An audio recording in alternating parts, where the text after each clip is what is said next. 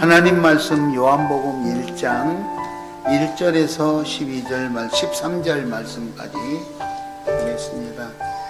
요한복음 1장 1절에서 13절 말씀 같이 합독하겠습니다. 태초에 말씀이 계시니라. 이 말씀이 하나님과 함께 계셨으니 이 말씀은 곧 하나님이시니라. 그가 태초에 하나님과 함께 계셨고 만물이 그로 말미암아 지은 바 되었으니 지은 것이 하나도 그가 없이는 된 것이 없느니라. 그 안에 생명이 있었으니 이 생명은 사람들의 빛이라. 빛이 어둠에 빛이 돼 어둠이 깨닫지 못하더라. 하나님께로부터 보내심을 받은 사람이 있으니 그의 이름은 요한이라. 그가 증언하러 왔으니 곧 빛에 대하여 증언하고 모든 사람이 자기로 말미암아 믿게 하려 함이라. 그는 이 빛이 아니요 이 빛에 대하여 증언하러 온 자라. 참빛 곧 세상에 와서 각 사람에게 비치는 빛이 있었나니 그가 세상에 계셨으며 세상은 그로 말미암아 지은 바 되었으니 세상이 그를 알지 못하였더라.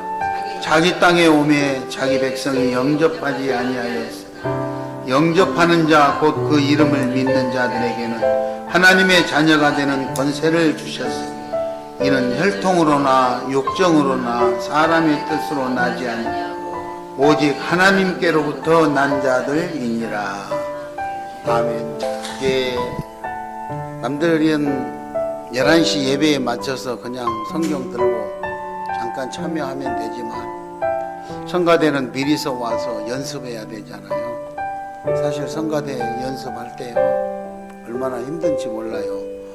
주일날도 연습하고 사실 수요일 또 금요일 공예배 때 다른 때도 와야 되지만 오기가 쉽지 않으니까 수요 예배, 금요 예배, 주일 예배 마치고도 특히까지 연습하고 얼마나 옛날에는 조금 더 또 쉽게 넘어가고 그랬는데 요즘은 비디오 시대잖아요. 우리 성가대가 찬양하는 것도 영상에 다 담겨 있기 때문에요 외부에서 다 봐요.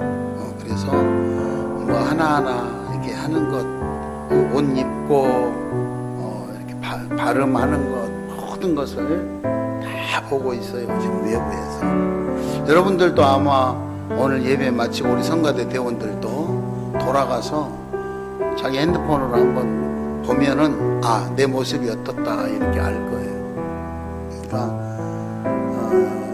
우리나라의 방송국도 큰 메이저급 큰 방송국하고 조그만 방송국하고 차이가 보면은 나잖아요. 그런 것처럼 우리 작은 교회에서들도 찬양할 때 이런 모습들이 차이가 나요. 그런 것들을 넘어서기 위해서는 많이 연습하고 그리고 그 영상들을 자기가 보면서 내가 어떻게 TV 화면에 나가야 되겠는가 이렇게 연습하는 거예요. 그렇게 하니까 얼마나 신경이 쓰이고 얼마나 힘들겠어요.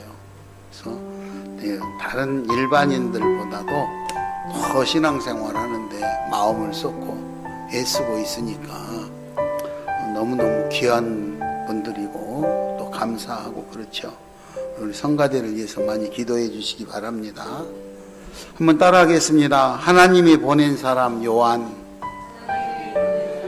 하나님이 보낸 사람 요한. 세상에 많은 사람들은 각자 여러 가지 모습으로 살아갑니다. 다들 각자가 나름대로 여러 유형의 모습으로 그렇게 이제 살아가고 있는데 사람들마다 주장하는 것이 다르죠. 자기 입장에서 생각하는 거죠. 오늘 이번에 제가 유럽에 다녀오면서 가서 본 게 우리나라 사람들하고 그 나라 사람들하고 조금 생긴 것이 좀 다르잖아요. 그 나라와 우리나라와의 시차가 7시간 차이 나요. 우리가 7시간 빠르고 우리가 7시간 늦죠. 그러니까 어떻게 보면 우리가 먼저 살고 있는 거야. 그리고 날씨도 그렇게 시간 차이가 있다 보니까 날씨도 우리나라하고 거기하고 다르죠. 문화도 달라요. 그래서 먹는 음식도 많이 관리하는 방법이 다르고 모든 것이 달라요. 이렇게 이제 날씨가 다르다 보니까 짓고 사는 집도 다른 거죠. 우리나라 집을 짓는 형태와 그 나라의 집을 짓는 형태, 옷 입는 것도 다르고요, 먹는 것도 다를 수밖에 없어요. 그런데 우리 한국에서만 계속 살았던 사람들은 우리 한국의 문화와 한국의 모습으로 바라볼 수밖에 없죠. 그 나라 사람들은 또 자기 나라 그런 모습으로 우리를 바라보니까 야, 저 사람들 희한하게 생겼다 이러지 않겠습니까? 우리가 옷 입고 다니고 우리가 먹는 것을 보면 참 희한하게 저런 것을 어떻게 먹냐 뭐 이러겠죠. 그처럼 이 땅에 살아가는 사람은 자기가 사는 삶의 환경과 여건에 따라 다 이렇게 특성을 가지고 살아가고 있는데 그걸 우리는 인정을 해야 된다는 것이 인정. 어쨌든 그렇게 많은 사람들이 이 땅에 살고 있는데 그 많은 사람들은 무슨 목적을 가지고 살아갈까? 무슨 목적? 아니 나는 오늘 무슨 목적을 무엇을 위해 살고 있을까? 생각해 보는 거예요. 그렇죠?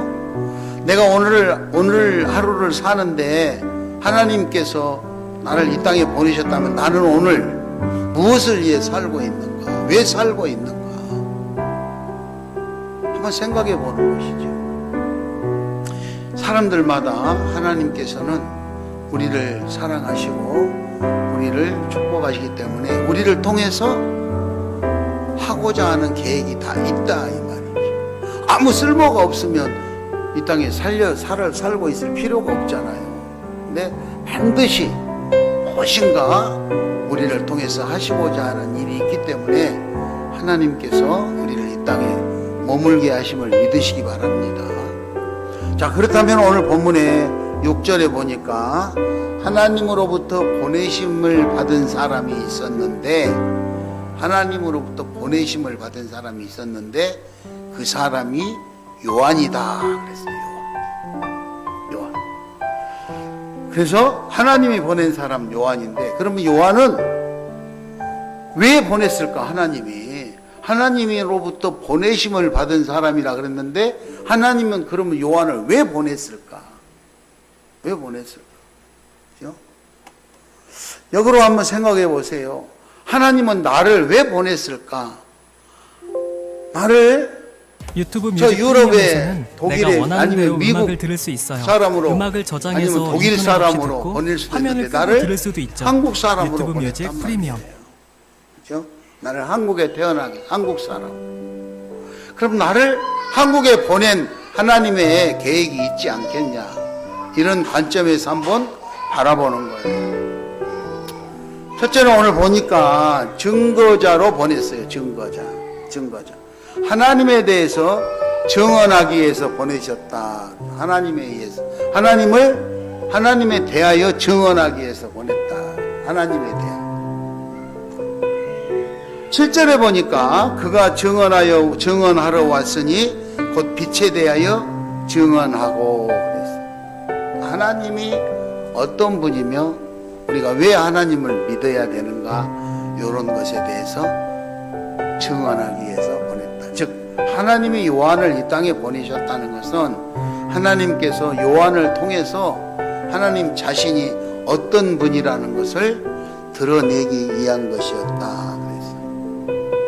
그래서 여러 가지가 있지만 오늘 요한복음 1장 1절 이하 13절 내용에 보면 첫 번째는 하나님께서 하나님의 그 신성, 예수 그리스도의 신성 그거를 드러내기 위해서 말씀하셨어요. 태초부터 계신 영원하신 하나님, 말씀이 되신 진리의 하나님이라는 것을 증명해 보이기 위해서 1절에 보면 태초에 말씀이 계시니라. 이 말씀이 하나님과 함께 계셨으니 이 말씀은 곧 하나님이시니라 그랬어요. 그러니까 하나님께서 요한을 이 땅에 보내시고 증언을 하고자 하는 것은 하나님을 알려주기 위한 것이었는데 하나님은 태초부터 계신 영원한 분이라는 것을 알려주기 위한 거예요. 두 번째는 세상을 만드신 창조주 하나님이라는 것을 우리가 인정을 해야 되는 거예요. 3절에 보니까 만물이 그로 말미암아 지은 바 되었으니 지은 것이 하나도 그가 없이는 된 것이 없느니라. 10절을 우리 같이 한번 읽어볼까요? 10절 같이 읽겠습니다. 시작.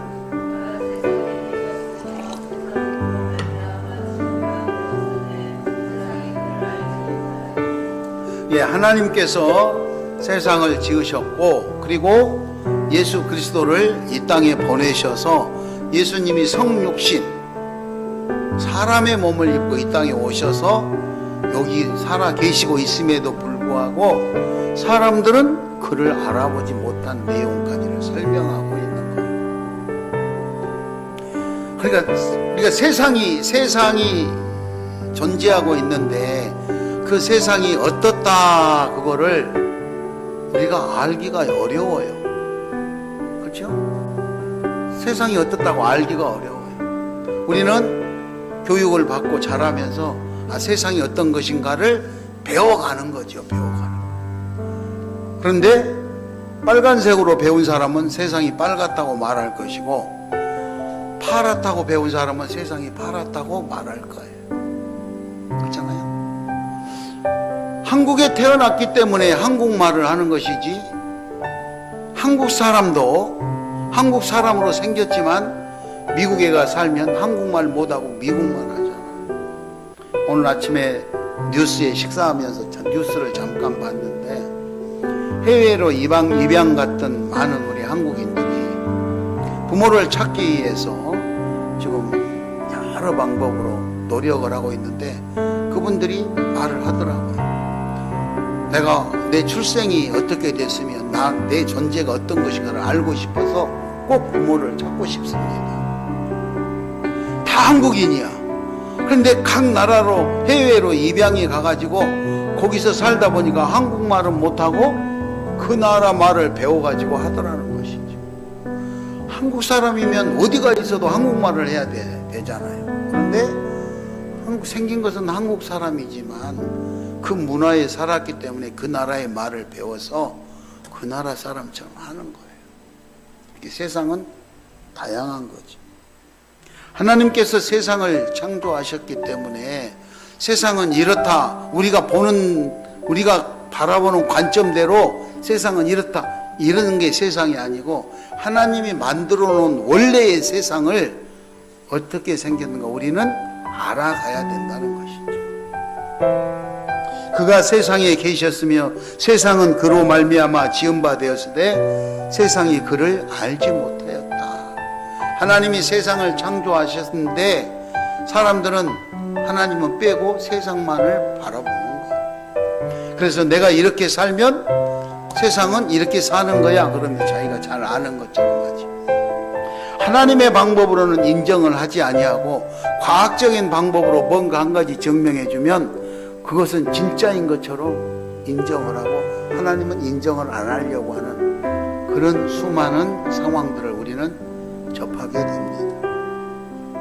그래서 세상을 만드신 분이 하나님이라는 것, 그리고 그 세상을 우리에게 공개하고 알려주는 것, 그거를 요한은 증거하고 있는 것입니다.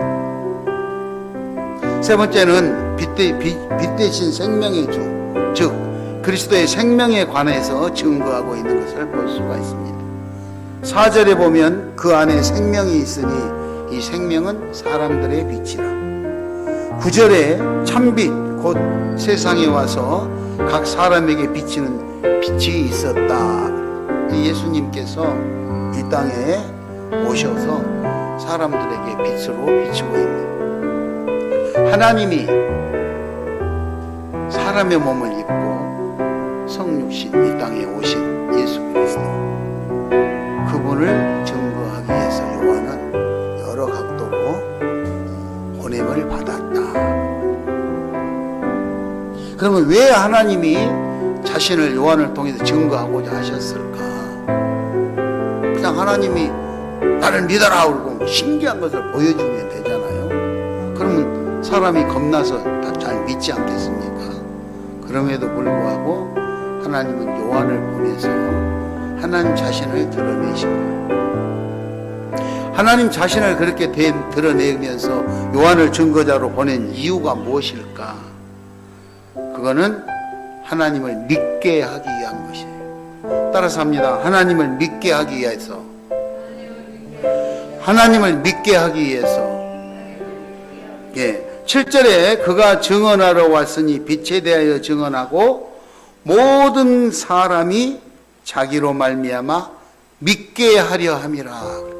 모든 사람이 이 요한을 통해서 하나님을 믿게 하려고 했다. 하나님을 요한이 가서 하나님에 대해서 자초지종을 다 설명하고 해서 사람들이 그 말을 듣고 하나님을 믿게 하려고 하나님은 요한을 보내셨다. 증거의 대상, 모든 사람, 이 땅에 살아가는 모든 사람들에게 하나님을 알리기를 원했다. 그리고 그 결과로 예수를 믿어야 한다는 그 결과를 만들기를 원하셨어요. 그래서 19절 이하 34절에 쭉 읽어보면 예수 그리스도, 메시아인 예수 그리스도에 대해서 쭉 증언을 합니다. 요한은. 사람들은 이렇게 하나님을 증거하는 요한을 보고 당신이 예수냐, 당신이 메시아냐, 당신이 빛이냐 온갖 것들을 하지만 요한은 나는 빛이 아니다. 나는 예수가 아니다. 나는 예수를 증언하러 온 증거자니라. 이렇게 고백하고 있는 것을 우리는 볼 수가 있습니다. 여기에서 우리는 얻어야 될 교훈이 사람들이 좀 많이 알아주고 좀 인정해주고 그러면은 예수님을 빼고 자기가 예수인 것처럼 자기 자신을 높이는 것들을 볼 수가 있는데 요한은 철저하게 자기 자신을 낮추면서 예수를 높이고 예수를 증거하는 장면을 봅니다. 내 뒤에 오시느니 이렇게 표현하면서 나는 그의 힘듦에도 감당하기가 어렵다고 자기 자신을 낮추는 요한의 겸손한 모습을 보게 됩니다. 어쨌든 요한이 이 땅에 와서 증언하고자 했던 예수 그리스도, 그 예수 그리스도를 우리도 잘 듣고 믿을 수 있기를 바랍니다. 잘 믿어요. 하나님께서 그거를 원하시고 하나님으로부터 보내심을 받은 사람이 왔다. 저와 여러분도 하나님으로부터 보내심을 받은 사람임을 믿으시기 바랍니다. 우리가 하나님을 이렇게 복음을 듣고 하나님의 말씀을 이제 믿는 거예요. 영접하는 자. 12절을 같이 읽겠습니다. 12절을 같이 읽겠습니다. 영접하는 자, 곧 그 이름을 믿는 자들에게는 하나님의 자녀가 되는 권세를 주셨으니 13절까지 같이 읽겠습니다. 이는 혈통으로나 육정으로나 사람의 뜻으로 나지 아니하 오직 하나님께로부터 난 자들이니라.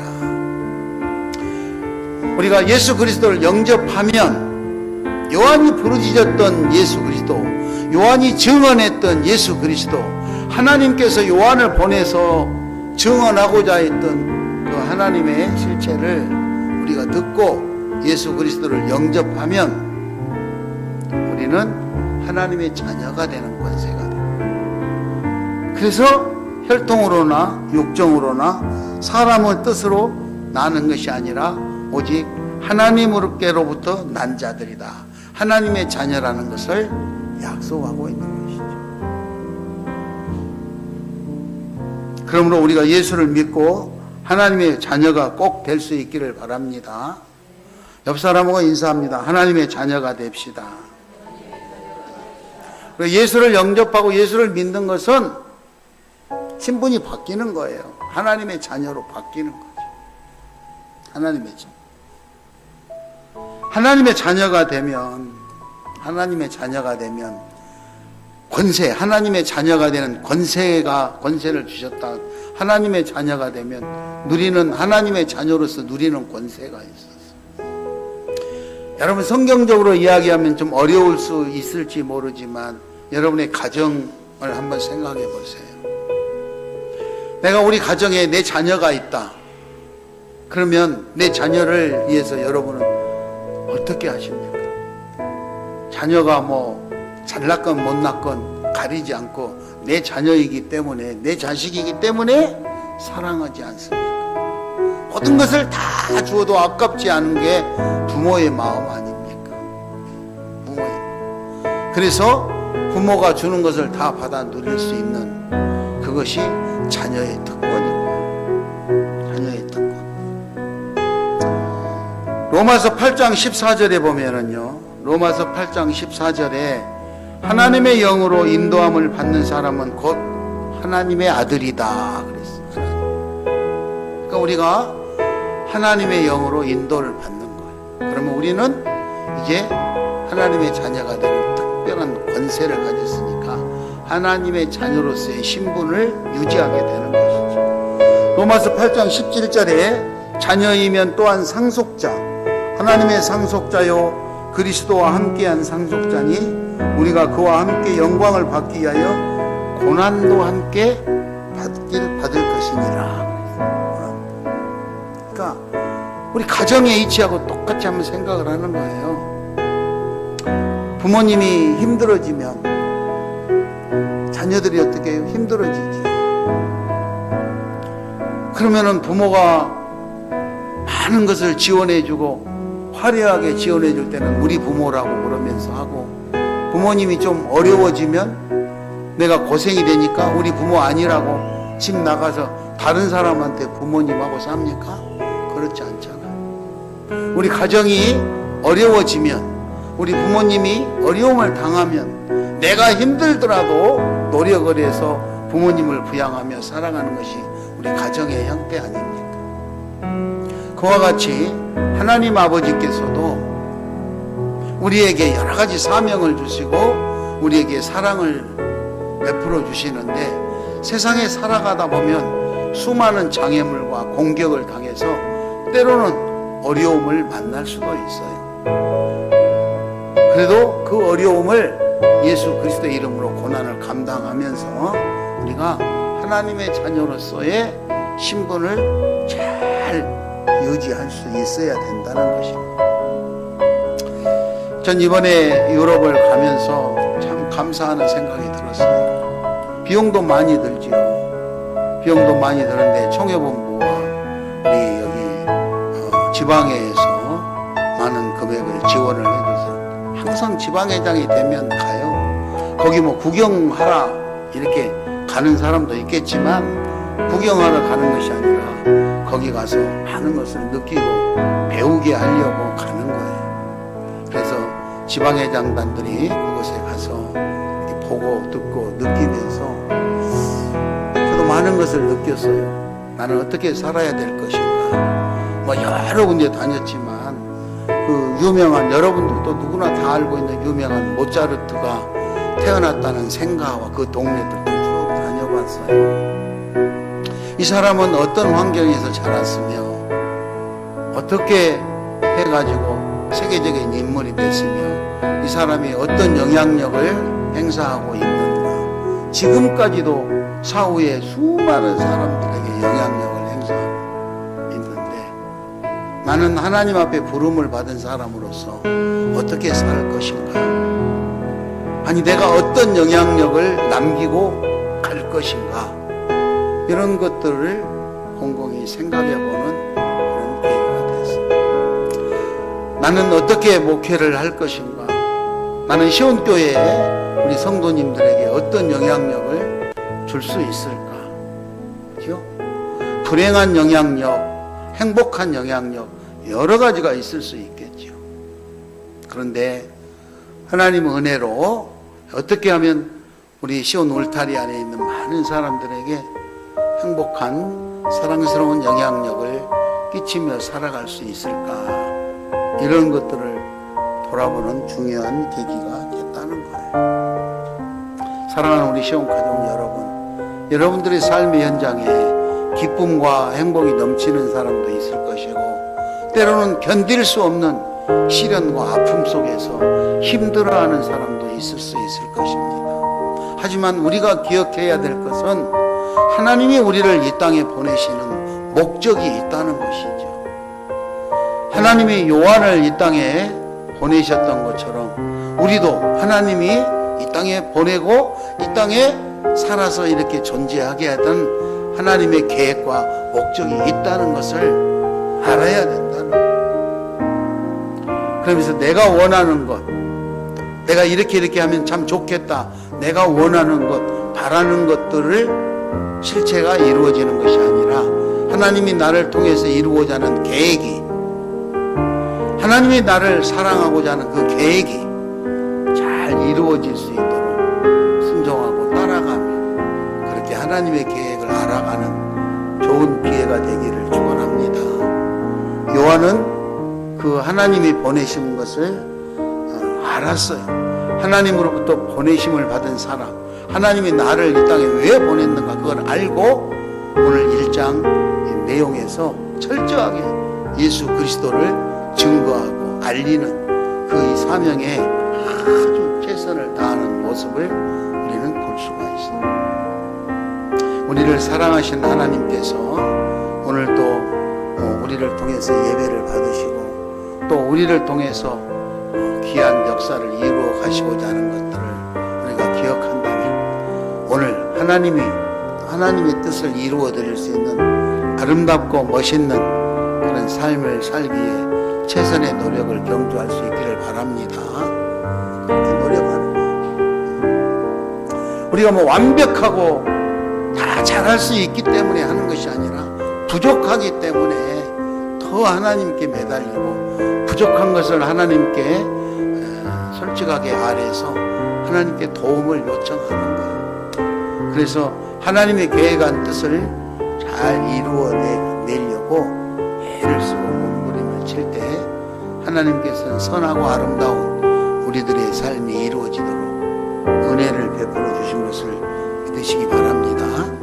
우리가 저와 여러분이 하나님의 자녀로서 최선의 노력을 경주하면 아버지 되시는 하나님께서는 우리를 사랑하시기 때문에 우리를 고난 가운데로 인도하는 것이 아니라 감사하고 기뻐하며 행복하게 살아갈 수 있는 아름다운 것으로 인도하심을 꼭 믿으시고 우리가 이 시간에 합심으로 한번 기도하도록 하겠습니다. 오늘 하나님으로부터 보내심을 받은 사람이 있었는데 그의 이름이 요한이다 그랬습니다. 반대로 우리가 서로의 이름을 거기다 넣어서 하나님으로부터 보내심을 받은 사람이 있으니 그의 이름이 윤승호라 이렇게 하는 것처럼 자기 이름을 거기다가 넣는 거예요. 하나님이 나를 이렇게 보내셨으니 나는 하나님의 보내심 따라 하나님의 계획대로 정말로 아름답고 행복하고 멋있는 그런 삶을 살게 해달라고 다 같이 합심으로 기도하겠습니다.